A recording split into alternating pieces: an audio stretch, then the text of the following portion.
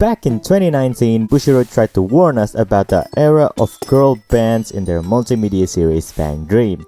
I thought it was silly, but today, reality can be stranger than fiction. The thing is though, the Venn diagram of the demographic between MyGO and girls band Cry is basically a circle. I mean, think about it, both have bands, both have Cry, and both have a main protagonist that likes to vent in front of everyone without warning. So let's talk about them. To keep things organized, the two chapters of this video are gonna be divided into two sub-chapters. First, we're gonna talk about the story, and then the visuals.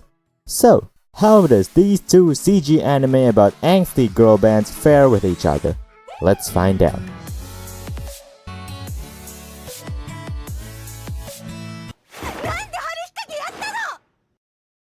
Oh shit, here we go again. You know, I have a history with the Bang Dream Girls Band Party. I covered and referenced it one too many times in this channel. To this day, I still can't quite detach myself from it. Bang Dream has always been about these bright girls with a passion. They have some emotional moments, but they're still within a common theme of a girl wanting to do band and tries to recruit people for it. MyGO, however, is an almost completely separate spin-off series with a brand new story and a new cast of characters. It is completely detached from the main story. Until they attached it again. Compared to the rest of the series, MyGO has a lot more character drama. I think for more than half of the season, the characters just straight up hates each other. It has more angst this time, rather than just, ooh, let's have some parfait tonight. Our story starts with Tomori Takamatsu. She's a bit of an oddball. Her way of perceiving the world is just different. She doesn't get along with others very well. One way or another, she found herself being the vocalist of a band, Cry Chick, but that didn't last very long. And so our story begins. Can Tomori still find trust after all these years? The members of MyGO did not have a mutual feeling at first. We have the aforementioned Tomori, who felt like she didn't belong anywhere. Anon Chihaya, a self-centered bitch that just wants attention. Takishina, a temperamental girl that's harsh with others and herself. Soyo Nagasaki, a girl with a broken heart trying to resolve a dead relationship. And the cat.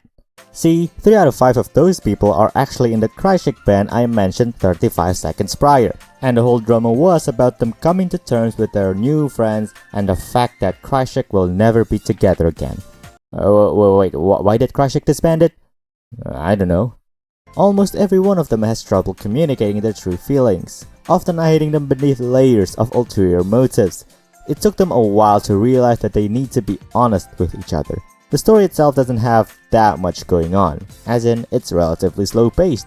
It takes its sweet time to establish the relationships between the characters. Bang Dream, the anime, is kind of notorious for being not that good.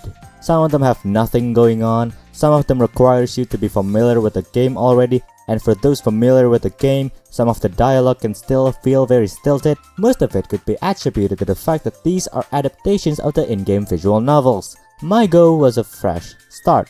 It is written for TV first. It has almost none of the foibles of being a game adaptation. The thing still has a lot of character dialogue scenes, but it just feels natural and free-flowing, as opposed to a visual novel set to auto. I guess my main complaint about it is that it still doesn't expand the universe that much. It's still the same 3 schools we've been looking at since the beginning of time, maybe with a new lifehouse that's like 3 blocks away, so it's still inhabited by the same individuals. It would have been cool if we got another racist Suiland or something, where almost every one of them comes from far away with a completely different background setting. Maybe they come from outside the prefecture, or they come from other schools, but no, we can't have nice things.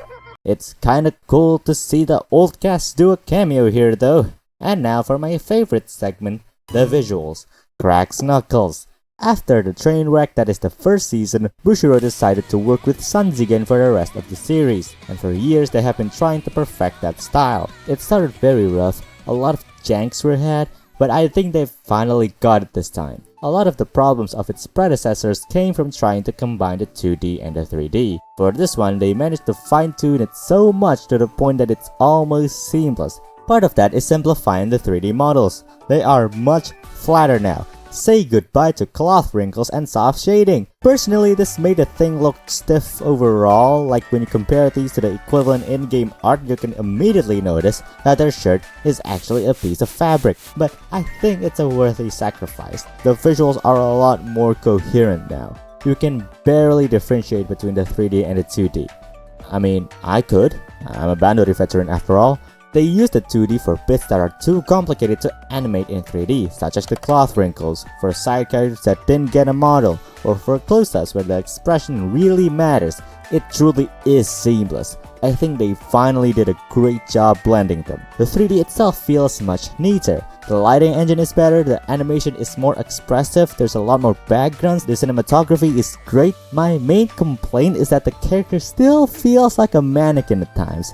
It's not as bad as the previous ones, but it's still definitely noticeable. Overall, yeah, it's good. I like it. Good job, Sanzigen. Around the same time MyGO was released, out comes a new music video from an unlikely source. Toei Animations for some reason. They have a lot of history presumably, but I guess they're a full CG company now? I have no idea. But they have a new project to promote. Momoka-sanが好きです。なんだそりゃ。決まってるじゃないですか。告白です。Okay, so this thing got announced around April 2023 as a somewhat fake new band anime project. They would proceed to drip us with teasers until they released their first MV, Nameless Name. This caused a bit of confusion, mostly because it doesn't look like anime at all. It looks more like a game cutscene. So what's the project gonna be? A new CG anime? They gave us nothing to work with at this point. But rest assured lads, that is exactly how the thing looks like. The project itself is kinda interesting in its own right. It's closer to Bandori 2 than CGI Bocchi the Rock. This is an original project built from the ground up with clear intentions of going beyond the anime, even casting brand new first-time voice actresses that can also perform as a real band in the real world. One actress even said she got inspired from Bang Dream. Our story starts with Nina Iseri. She moved to Tokyo to run away from her dysfunctional family. Not even her peers at school seemed to think highly of her. Along the way, she met momoka Kawaragi, a guitarist which she had immense respect for. Momoka's songs just resonated with her. It is what kept Nina alive after years of abuse. Momoka used to be in a band, Diamond Dust, but she is on the verge of quitting as a musician due to some disagreements about her band becoming commercial. But Nina refused to let her stop. She lets out a voice from her heart, calling Momoka to come back. And so that's how they started performing together.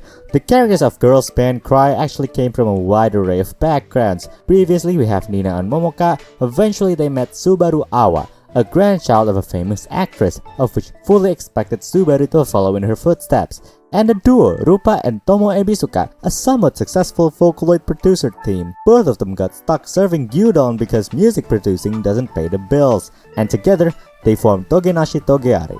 The story of Girls Band Cry has a lot more going on. It's much more fast-paced, presumably to cover as many things as possible, with a lot of characters and story arcs. The core story, about the members of the band coming to terms with each other, with Nina eventually accepting the fact that not everything in the world is out to get her, it's quite well done. I really like it. That said, I think the story on the whole is a bit too quick. It feels incomplete. Most of the characters has a backstory of sorts, of how Nina got to be so hated at her school, why Momoka started Diamond Dust in the first place, Subaru and her grandma. The one that replaced Momoka in Diamond Dust is actually an old acquaintance of Nina, and they presumably had some dynamics going on, but alas it wasn't explored much. Rupa and Tomo too presumably had some very deep, very traumatic backstories, but it just didn't fit quite well within the given time frame. I think this really needs another core, or maybe another retelling of the story where the duration didn't matter as much, a visual novel maybe, a game perchance, but it's still really good. The visuals, it's mid, but there's just a bit more to it.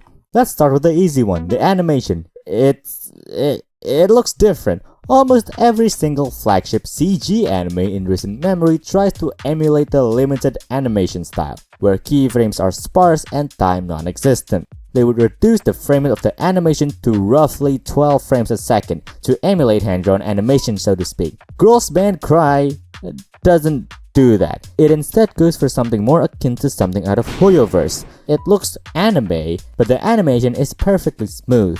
And it's really good. It's definitely not the style you commonly see with an anime series. The characters are very expressive, from the overall look and shape of the face down to how they breathe. Their face also warps a lot. Usually for anime models like this, they just make the mouth and eyes move and call it a day. That's why early 3D bundles sometimes feel like plastic figurines. Girls Band Cry actually warps the face, following how real face muscles move, and is the missing piece that a lot of CG anime renders didn't bother to do. Most of Girls Band Cry is actually 3D. The physics simulation they did for stuff like the cloth and her hair, the actual VFX, it all really just sells the piece. It's really there, just some level of detail you barely see in stuff like this. The compositing, however, it's vague, which usually isn't a problem on its own, but considering how perfect everything else is, the fact that the final render looks like something out of the PS Vita is really infuriating to me. The whole thing just looks off.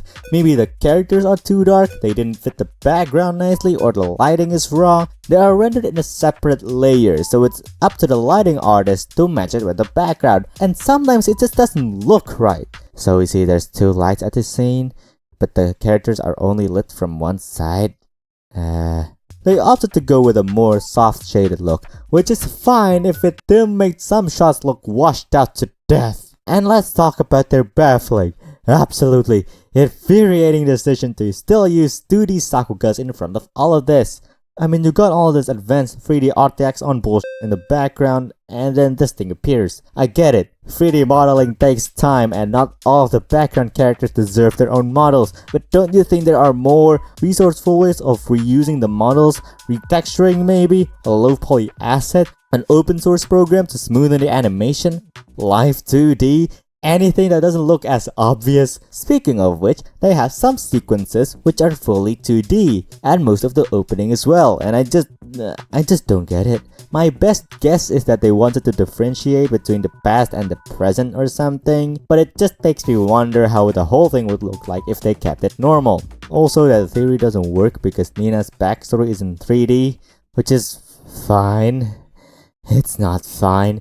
Just 2 more weeks in a look dev room, guys. You are this close to looking like Zenless Zone Zero. We are this close to greatness, but alas, I guess the world isn't ready for this yet. I think 3D anime still has ways to go before it matches the graphical fidelity of Zelda the Wind Waker and Jet Set Radio for the Dreamcast.